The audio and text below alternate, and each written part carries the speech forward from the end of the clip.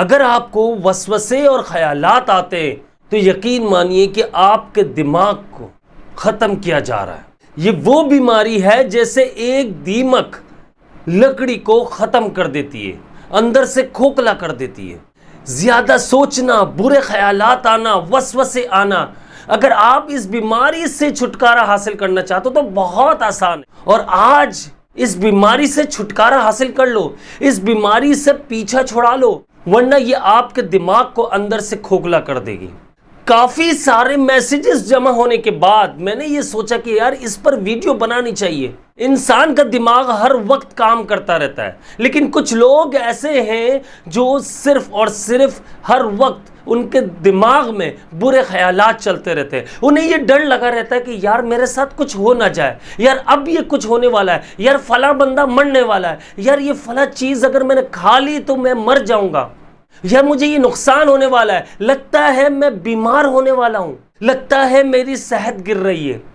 یار مجھے کوئی خوشی حاصل کیوں نہیں ہو رہی ہے۔ یہ وہ چبھتے سوالات ہوتے ہیں جس سے ہر بندہ پریشان ہو جاتا ہے، راتوں کی نیندیں اڑ جاتی ہے، چہرہ مرجھا جاتا ہے، ہر وقت چہرے پر اداسی چھائے رہتی ہے، وہ ان خیالات سے، ان وسوسوں سے باہر نہیں آ پاتا۔ وہ زیادہ تر کن لوگوں میں ہوتا ہے؟ جو فری رہتے ہیں، جو اپنے آپ کو مصروف نہیں رکھتے، یہ ان کے ساتھ ہوتا ہے۔ مردوں میں تو یہ بہت زیادہ ہے، لیکن عورتوں میں اس کی بہت زیادہ بیماری دیکھنے کو ملتی ہے۔ مرد بھی اس بیماری کا بہت زیادہ شکار ہیں، انہیں بھی وسوسے اور خیالات ایسے آتے رہتے ہیں، انہیں بھی یہ وہم آتے ہیں،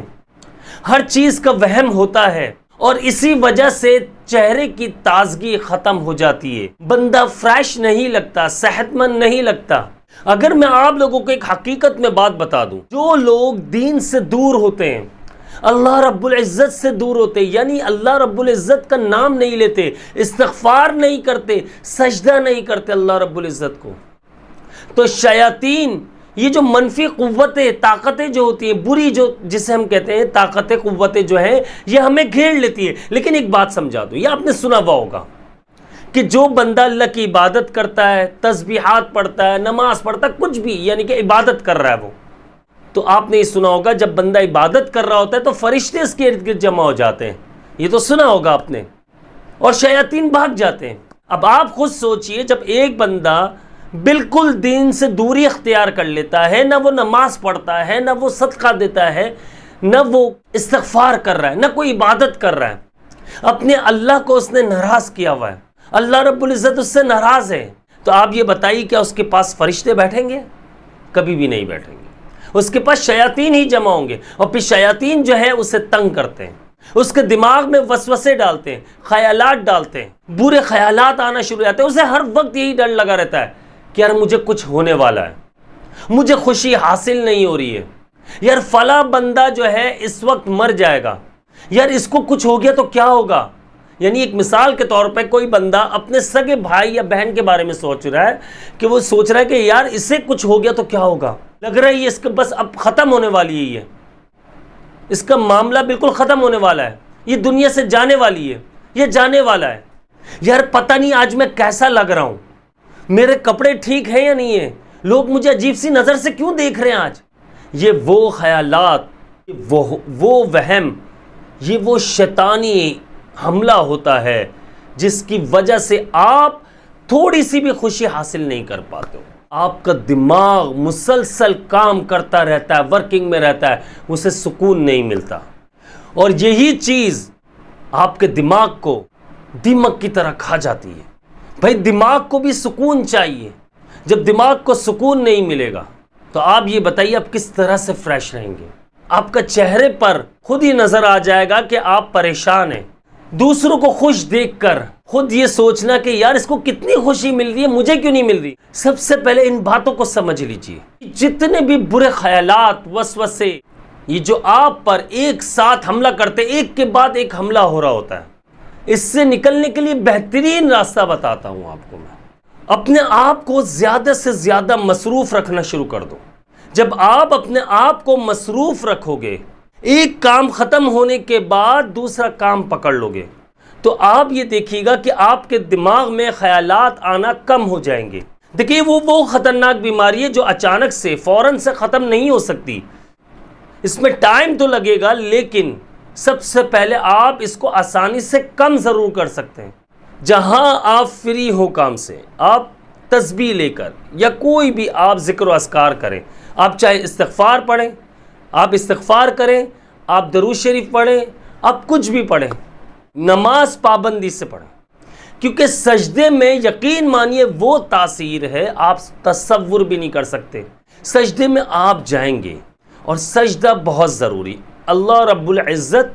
خوش ہوتا ہے، راضی ہوتا ہے۔ نماز ہم پر فرض ہے، جب آپ سجدے میں جائیں گے، نماز پڑھیں گے، تو یہ یاد رکھیے گا کہ آپ کو ذہنی سکون ملتا ہے۔ یہ آپ نے نوٹ بھی کیا ہوگا، سجدے لمبے لمبے کرنے آپ کو۔ سبحان ربی الاعلیٰ آپ 3 بار پڑھ لو، آپ 7 بار پڑھ لو، آپ 11 مرتبہ پڑھ لو، لیکن پڑھو، آپ زیادہ لمبے سجدے کرو، بہت سکون سے نماز پڑھو۔ یقین مانیے سب سے بہترین علاج بتا رہا ہوں، نماز کے ذریعے آپ اس بیماری سے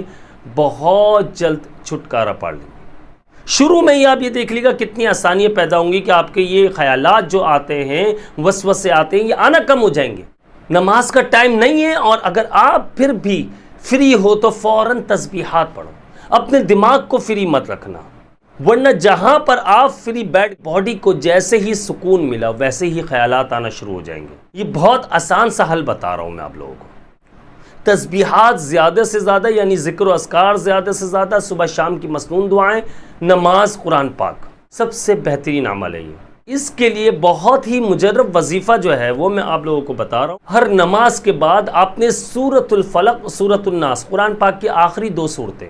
قل اعوذ برب الفلق، قل اعوذ برب الناس، یہ 3 بار پڑھ کر اپنے اوپر دم کرنی ہے۔ ہر فرض نماز کے بعد اپنے اوپر دم کرنا ہے، 3 بار پڑھ کے، بھولنا نہیں ہے۔ آپ یہ دیکھیے گا کہ انشاءاللہ 2-4 دن میں ہی آپ کے دماغ میں خیالات آنا کم ہو جائیں گے۔ اور تیسری اور سب سے اہم بات، اس کا فائدہ کیا ہوگا آپ کو؟